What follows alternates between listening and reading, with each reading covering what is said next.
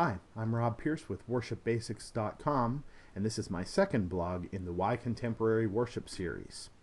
Rene Descartes is seated at a restaurant, and in walks Sigmund Freud to sit down beside him. They share a meal together, and when the check comes, Sigmund Freud pats and realizes that he's left his wallet behind somewhere. So he turns to his friend Rene Descartes, and he says, "Oh, I've misplaced my wallet. Can you lend me a few bucks?"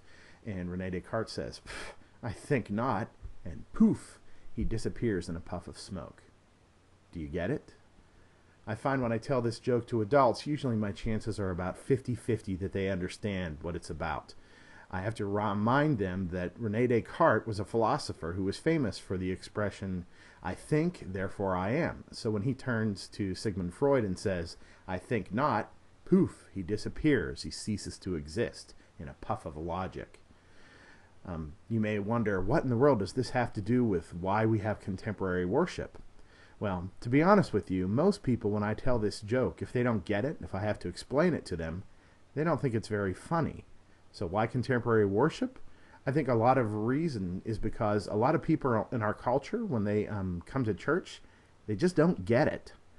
They haven't been to a church in a long time. They don't understand what goes on in churches, and they feel very uncomfortable in them.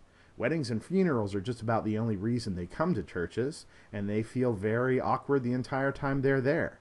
They just don't get it. And we don't go out of our way to make it easy for them either.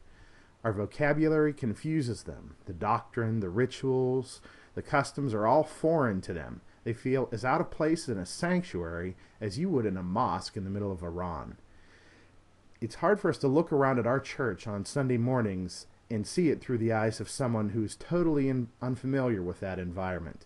It may be as comfortable and familiar to us as a second home, but it's a complete mystery to other people. Adding a contemporary worship service will not magically remove all barriers to the unchurched, but it's an excellent step in that direction. The music in a contemporary service is designed to be simpler, and it's learned more easily. It includes more current styles of music performance, instrument groupings that are similar to things that people hear on the radio. The idea is to never compromise the message, but to put it in terms that is more familiar to a current generation. While it should still minister to Christians that have been in the church for years, every effort should be taken to make things as comfortable as possible and accessible as possible to someone who has never crossed the threshold of a church before. One of the reasons that people often list for avoiding church is their belief that it's irrelevant in today's society. As Christians, we understand that nothing can be further from the truth. The question is, how can we make them understand it? Launching a contemporary worship service designed to meet them where they live is an excellent way to start. Thanks for listening.